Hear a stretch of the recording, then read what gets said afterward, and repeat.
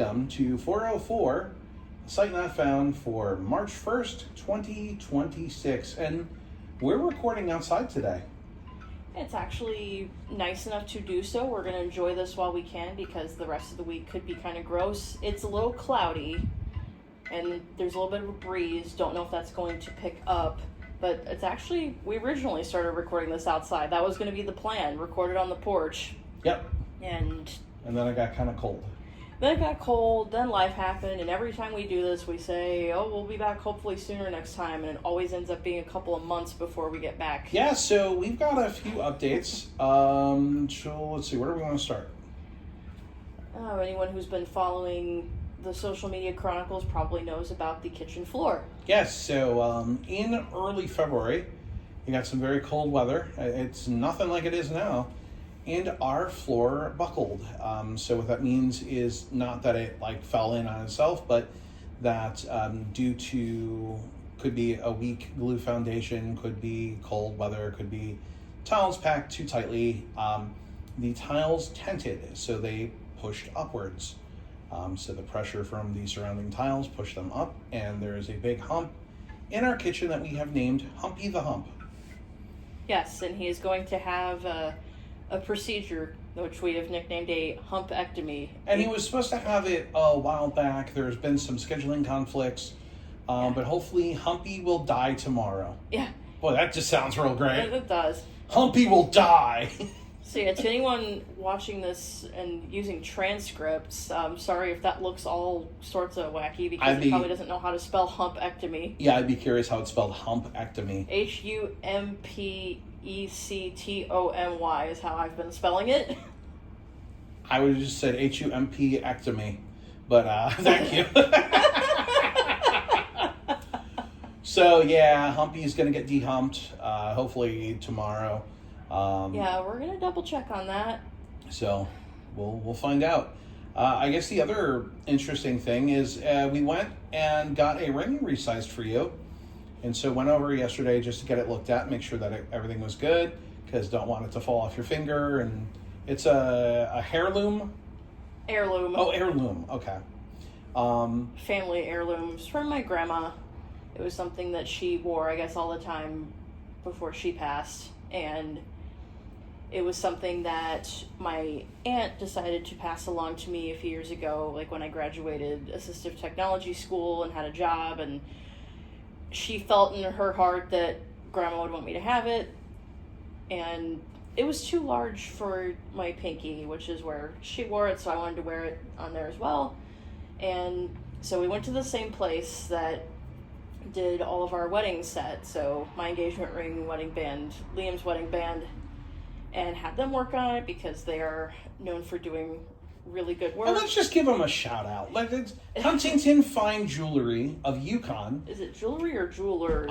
Maybe it's jewelers. But Huntington Fine Shiny Things of Yukon. They have 6 stores, I think. Yeah, they're all kind of around the Oklahoma City metro. And are they good? Yes, and we made a friend there pretty early on. Our good friend Patrick. Oh, I thought you were going to say Aaron.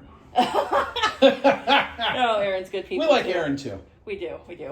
But I think it was, when we went to purchase the wedding rings, Patrick greeted us and, told us to bring them back in right before the big day so that they could be nice and clean and shiny for pictures. We found out in subsequent chit-chats, we went back there to get my rings soldered together, the wedding and engagement bands, and been back a few times. And when we went back, by the way, on our wedding, we had a little party. Yes. They had champagne for us, and it was really cool, and they sure did. Got some pictures taken. And on one of these visits, we were chatting with Patrick, because one of the things that they do at this store that I really like is they like to build rapport with their customers. So you do sit and do a little bit of chit-chatting while you're making your purchases, and he was telling us that his wife's brother is blind. And so he, kind of had some familiarity, but also had a lot of questions. And we've always kind of taken to showing him cool stuff when and where we can. So he had said something one time about, oh yeah, I know there's like these credit card size things that you can use to sign things. And so when we went back on our wedding day, I actually had a spare one in my purse that I gave him and said, here, in case we ever come back to sign things, or you have another blind person that needs to sign something, have a signature guide on us. Yep. And have used it a few times there since, such as getting this other family heirloom ring fixed. But then we brought in something else. yes, we brought in something else. And we learned a thing about Patrick. Hopefully Patrick's listening to this, by the way. Hopefully I did probably send it to him. I'm speaking in the future because... After this, it will probably get... I will send him the episode. But we learned a thing about Patrick is that Patrick likes watches. Patrick likes watches very a much. lot. And like I said, we've chit-chatted with him quite a bit. You know, might make some plans to hang out sometime. Really cool person. And I thought it might be fun to bring in... I had an old Braille watch, and it was one of the mechanical ones. I had done some shopping on eBay years ago. I don't know if I don't remember why exactly I picked up this purchase. If I thought, well, maybe I'll flip them or... keep one if they're cool. It was probably something like that. This was back in, I think, 2019, and my judgment wasn't always the soundest. But here we are. And so I... Yeah, I mean, he got married to me, so... Not in 2019, I didn't. Also, hopefully, too, I'm going to speak in the future, I hope that this wind is not too disruptive on the microphones. So if you guys are listening to this and you're like, there's wind noise, we're really sorry, but we didn't want to record inside. Yeah, well... So... We kind of forgot and started the dishwasher, and the dishwasher makes lots of, dishwasher noises. It's nice out. It is nice out. And so you may also be hearing the bamboo wind chimes that we got as a and random dogs. wedding present. Yeah, it was on our registry. So the dogs? No, the wind chimes. Okay. So thank you, Carrie, for those. Yeah. They are super cool. They are pretty. But yeah, and talking to Patrick, figured out he likes watches. I had this watch, and it still works. I have a couple elsewhere that I think I still have them that don't work, but this one happened to, and I thought I'll bring it into the shop to show for those him that don't know, for the fun because of it. we have younger listeners who may not have seen these. Braille watches used to be very in vogue, and so obviously you had the talking watches that were like, the time is 6 a.m. But also like, had bonk, it's 11 a.m. Yeah. Yeah, I did the ding afterwards, sorry, but eventually some of them got rid of the ding, and it would just be, the time is 2 p.m. Did you say 2 or 10? Yes. Yes. It's whatever time you want it to be. But they also made Braille watches that were mechanical contrivances that... they still make them, and usually they're battery operated now, but... Yeah. But there's a thing about this watch that we'll get to that... Yes. But these they make mechanical ones that you actually wind, and, the purpose of a Braille watch, you can feel the time. It is analog, so you're not going to get, it's 10:02, but you can open it up, feel the hands. Is it a 5-minute, roughly, it's like a 5, because it's... Yeah, because it uses an analog face. Right. And you get, there are people going by. Yeah, well, it's a good day for it. Yes. But it's like 3 dots on the 12, 2 on the 3, 6, and 9, and then 1 on the other hours. And so it has, big hand, little hand. If you remember learning how to tell time in school. 5-minute increments, yeah. Yeah. I wonder if people still learn that. I hope so, but some things are a dying art. Yeah. But yeah, I took this into the store yesterday because I thought I want to show Patrick something cool. I've also, it's not a huge store. I've ear hustled a little bit while he's working with other customers, and found out that he kind of has an enthusiasm for watches. Is that what we're calling that now? Ear hustling? Eavesdropping, ear hustling. Okay, ear hustling. I've heard both. Sounds a lot nicer than eavesdropping, than listening. I actually heard ear hustling for the first time in probably 2012. I think it was at the school for the blind. Somebody was like, "Are you ear hustling right now?" It's like, what is ear hustling? Oh my! So that is what it is. Listening into other people's conversations, not intentionally, just in the store, other people are around, you pick things up. You're bored, yeah. Yeah, you're waiting. You're waiting. Because there's a lot of waiting that happens in jewelry shops. They have to go get stuff out of cases or go pull the thing that you brought in from the back. Size things too, attach things, do things. Yeah, so we knew that he liked watches. We didn't know how much Patrick liked watches, though. We sure learned. He got very excited by this Braille watch. Yes. First of all, that it was cool. You could flip the lid open and see it. Yes, and that's why I wanted to show him, because he's always interested in some of the blind stuff. We've talked about Braille displays and some of the technology. And so I was like, here's something that's a little older, but still cool, especially as a jewelry guy. And he takes this Braille watch, starts looking at it, is just going, oh my gosh, this is cool, this is cool. Then he flips it over and goes, did you know this is Swiss made? Yeah. And then didn't he figure out, is it the dial that would glow? There was something that was glowing. I think that was on a different watch. Did you? Okay, I don't know if that was, because he was just over the moon about that watch, though. Like, yes, and he was like, and so this watch, I don't know why this ever happened, what the story was, but it had one of those kind of metal expansion bands on it that you see on a lot of watches. People may get them because they have... Are those the ones that like rip out your arm hair? They feel like it, yeah. They got like the little link. Yeah, those rip out my arm hair. I hate them. Yeah. And that's what this watch had. Don't know why. Don't know. Patrick thinks it was replaced. He was like, yeah, a watch like this, it's probably from about the 60s and would have had a leather band. He's like... There's nothing more fun, by the way, than watching somebody who knows their craft talk about their craft. Yes, he was like, this must have originally had a leather band on it. Oh, it wasn't a this must have... He goes, this originally had a leather band on it. This would have been made in the late 60s. That's right. It's Swiss made. It's like watching Pawn Stars. Yes. It really is, because like Rick Harrison's a big watch guy. And so it's like watching that and just going, yeah, he knows his stuff. This is awesome. Yeah. Another tell for me that this was older, though I didn't know exactly how old, was that instead of...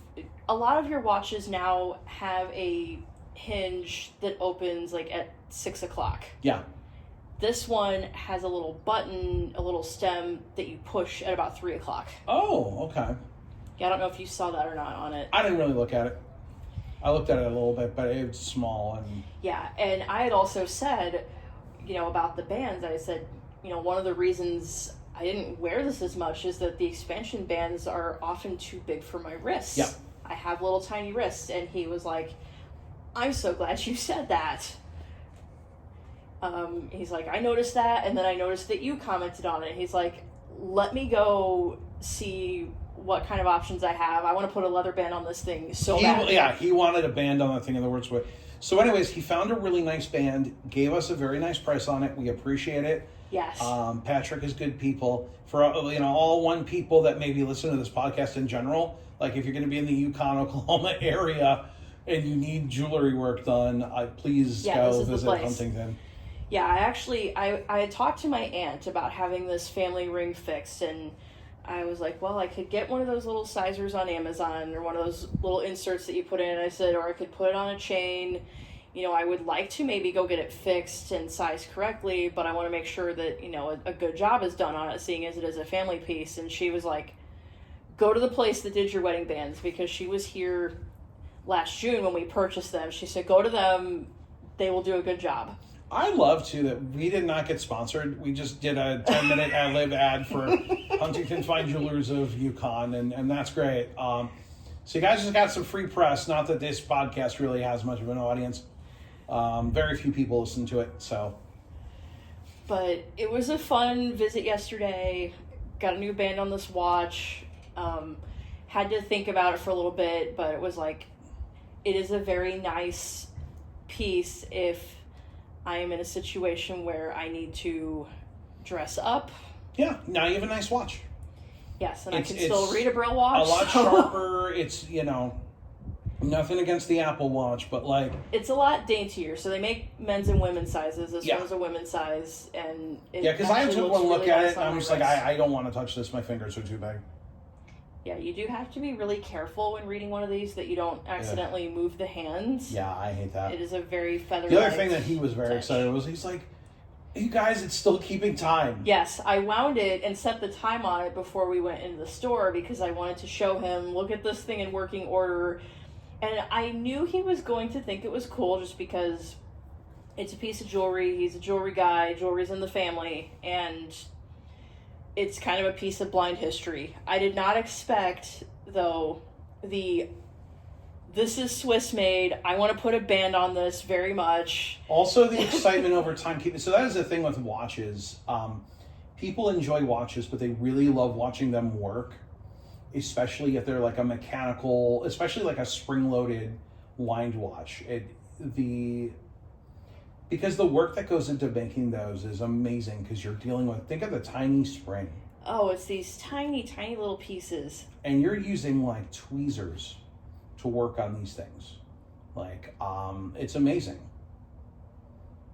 Yeah, jewelry is something that has always been very fascinating to me, not in the same ways it is to somebody that works in the jewelry industry. Sure. But just knowing how they put these things together is really something. And the fact that, yeah, this thing is about 60 years old and still works. The other thing that's really interesting too, and I've heard both, actually Rick Harrison has talked about them from Pawn Stars, and I think Adam Savage may have alluded to them, but the 1800s French death clocks are really fascinating. And they're fascinating because they were these clocks, but they made them out of like, they coated the metal in mercury. And nobody realized in the 1800s that mercury would kill you. And so all these people that worked on these clocks were just doomed. And they're fascinating. I have to ask Patrick if he knows about the death clocks because they're very intriguing. I could see that. I asked him another time we were in the store what got him into jewelry, and yeah, that's when we found out it runs in the family.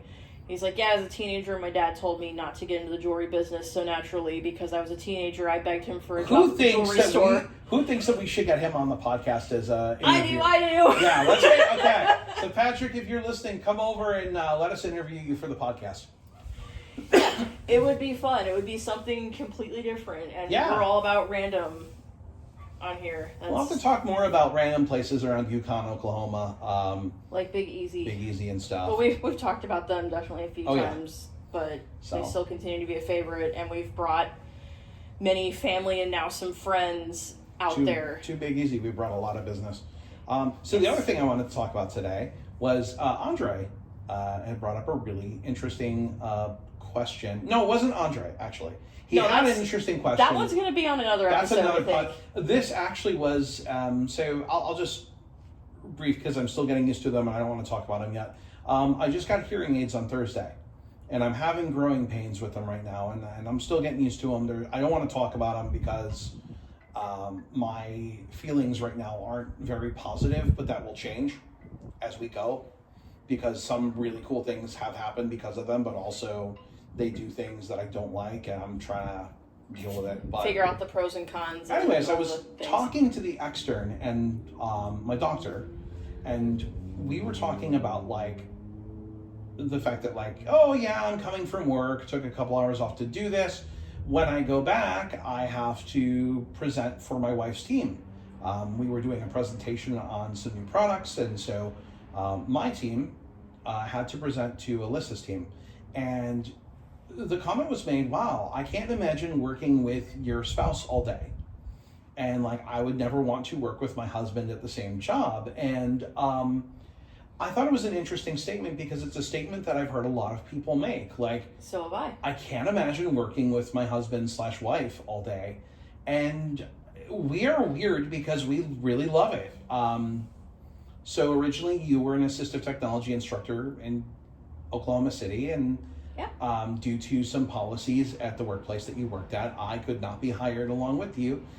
We could not work in the same department, but we very much wanted to. And I think my boss at the time really wanted to, and then found out that he couldn't. But we really wanted to be now we've been husband-wife team, but we wanted to be a boyfriend-girlfriend, teaching tandem, teaching assistive technology. And I think it would have been so much fun. I think we would have had one of the best classrooms. I was going to say it. We would have the best classroom in the country. I think we would be a model classroom for other programs to follow. So if you run a program and need to AT instruct, no, I'm just kidding. It depends on where you live. Just saying, but no, I think we would be, I think if you got us together teaching tech and or Braille, it would be astounding. We are very symbiotic in the way that we work together. It's kind of astounding. People that are around us, I think, get surprised by it.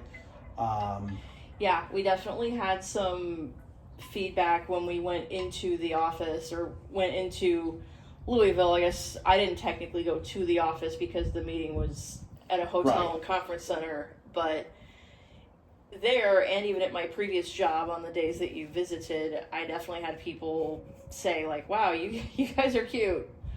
Yeah, we've gotten a lot of you guys are a cute couple, which thank you, appreciate that. I am adorable and I appreciate that. I am also modest, so that's cool.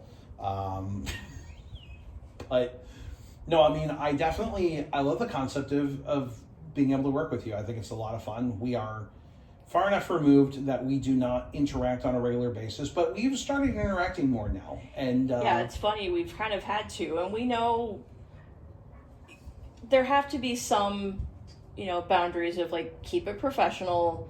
We don't want to be on a work email sending back like comments that are not appropriate for work or flirty emojis. Hey, there's not the time and place for that. Hey, Smoochy Bear, can you take a look at this trouble ticket for me? XOXOXO, Yeah, don't want to do that. So as far as that goes, we keep it professional. There are some meetings where we overlap and there might be something said in joke here or there, and both our teams know it. I mean, they've known pretty much since the start, and there's never been any problem with that. And the way that our house is designed is our offices. So we have a 3-bedroom house. We have a master suite. Yeah, go check out the house tour. We have 2 bedrooms, and they are literally like our offices, and they face each other. So we just kind of yell back and forth throughout the day about various work things. And I love it, honestly. Yeah. I think it's so much fun. When there are things that need to go through a chain of command, we do that. We're not shortcutting the system or doing anything that we're not supposed to be doing. And honestly, I'm glad that we do that, and I think you should do it regardless. But I'm glad because you need people to see what you're doing. Yes. But it is also nice to be able to sometimes say, hey, you're going to get an email in about 10 minutes. Incoming. Yeah. There definitely have been email incoming messages where I'm just like, you're going to get a thing, or usually it's more like you're going to get a thing from you. You'll tell me. Yes. You're going to be hearing about this thing. Yeah. And in some ways it helps because what we are able to do is kind of bridge some of that communication, within the appropriate professional and chain of command following boundaries. I also think there's a lot of people too that are just like, I want to be away from my partner for the day, and we don't like being away. Don't like it. It is actually kind of uncomfortable for us. Part of it was we had just gotten married a couple weeks before, and then we had an annual meeting in Louisville. Yes, and you went 2 days before I did. And I had to go 2 days before you did. I did not sleep well. I was just not really happy.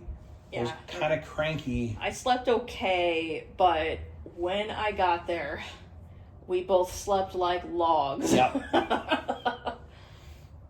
Yeah, no, it was great. No, and then even at the airport, we took different flights, and so we had to split at the airport, and we were just kind of sad about it. Kind of cranky, kind of sad, kind of crad. Yeah, it's crad, dude. Oh, dude. And then the best thing was we were too tired to mess with the airport staff. Also, when I got off the flight, because I got there after you did, there was nobody around to assist, and so I kind of made buddies with the seatmate from the plane and was like, hey, can you get me over to this door, please? My husband's hanging out outside. Because, originally we wanted to kind of tease the employees and act like we were meeting for the first time. Yeah, and, we were just hooking up at the airport. Yeah. But we took 2 different flights. You flew through Atlanta.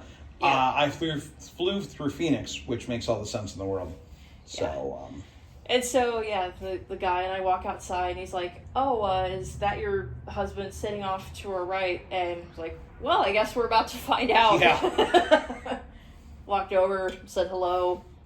Turns out it was not him. He was at a different airport across the state. Yeah, whoops.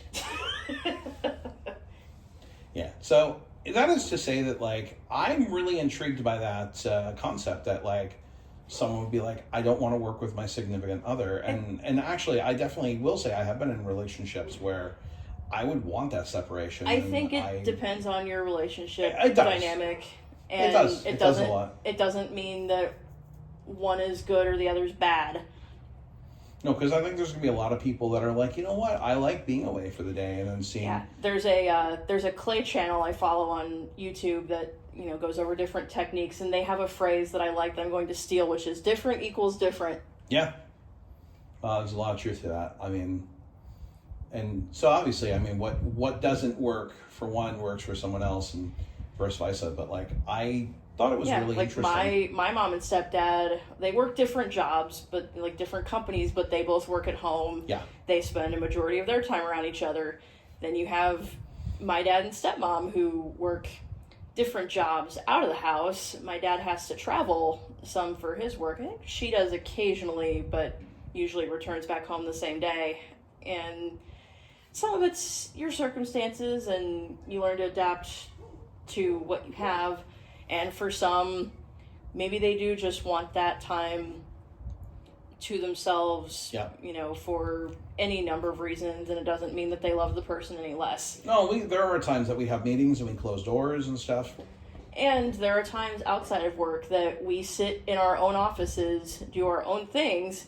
We may talk to each other, or we may not. And it's not because there's any problems. It's just sometimes it is nice to have your own space and have your own hobby, but we probably do that a lot less than other couples might. But it is kind of spend cool a lot of too time that together. we are both very fortunate enough to work together and actually work together. Like, and it's kind of cool. But we aren't in the same department, so we aren't like interacting with each other all day. But that is to say that, like, if we did, I think we would do okay. I think we'd do fine. There are some rules of, like, one of us can't be the manager of the other. No. And that's the right thing, honestly. I'm fully on board with that. Yeah. I don't think you should ever manage your partner. I don't think it's very fair, because you have to be tougher on them than you are on anyone else. Otherwise, you're going to get accused of being, nepotistic and or playing favorites. Sometimes you got to be tough on them when you don't want to be. Yeah, and that can cause issues at home that you don't want, because though we all try to say, well, I can compartmentalize, I can separate work from home, it's not always that easy. But I mean, I don't think we've ever had a problem with anything that we've worked on together at work bleeding over and being home. Like, wow, I can't believe you did that. You're going to go sleep on the couch for handling it that way. No. Like, it's never been. But we are separate entities enough, and also I think we know that there's a larger system, and that, blaming one another for a thing that happened is not going to fix a thing that happened. But even like teaching together, I still don't think we'd have that problem. I mean, I think there are some students that you'd work better with. There's some students that I'd work better with, and we would figure it out, and we would make it happen. And figure out, like, hey, so-and-so needs a little extra one-on-one. Can you watch my people while I go work with this person for a little bit? And I really think it's unfortunate we never got a chance to do that, and sometimes that's the way the world works. But, I mean, I'm thankful for what I have, and I'm thankful for what I do. Yeah, and much the same. I wouldn't change that. I really wouldn't.